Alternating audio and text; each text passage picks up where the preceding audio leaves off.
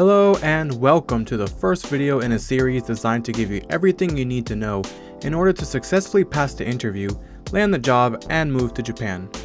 I'm currently planning around 4 or 5 videos at the time of making this, so make sure to subscribe and hit the smash button, which will help the YouTube algorithm spread my video to more people. Now, with that said, let's begin. So, long before the interview even starts, we need to talk about your appearance.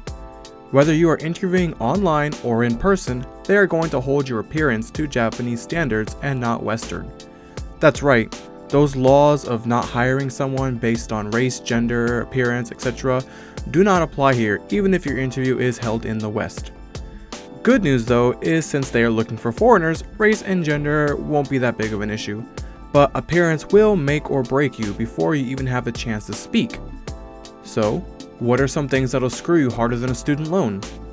Well, let's start with the biggest one, which is tattoos. If you have any visible tattoos, it's game over. While the younger generation is slightly more accepting, the companies are still ran by the older generations, and tattoos have an image of being associated with the Yakuza. In other words, if you have any tattoos on your hands, face, or if your neck area has a tattoo and you're unable to cover it within Japanese dress code, then your chances of getting past the interview are almost zero. I will get into dress code a little bit later in the video, but something we need to talk about first is hair. So any unnatural hair color is a no-go. Even two-toned hair is unacceptable. Japan does not care about your freedom of expression at all.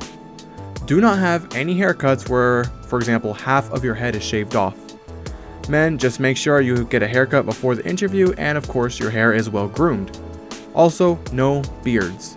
Some companies will allow it, but a majority will not. It's much better to play it safe and shave it off.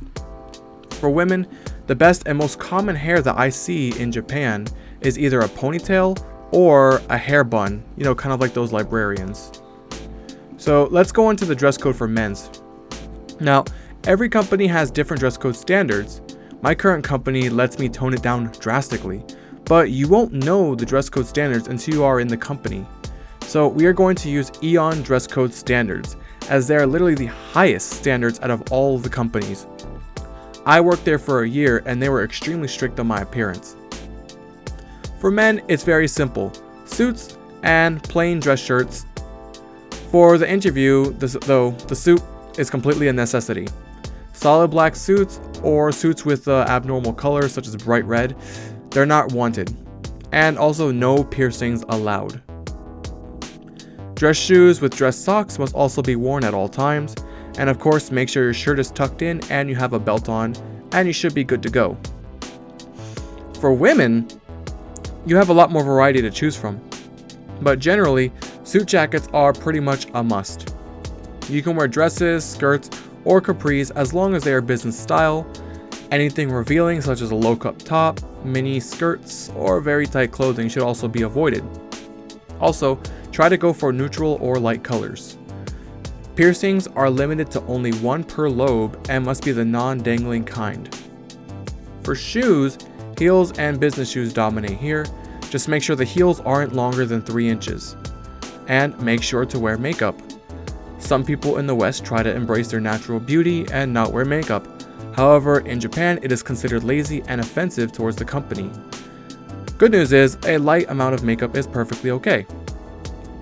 Now, I will link the dress codes for both men and women in the description below, so please be sure to check that out. If you follow the AEON standard for dress code, you will be more than set for every company in Japan.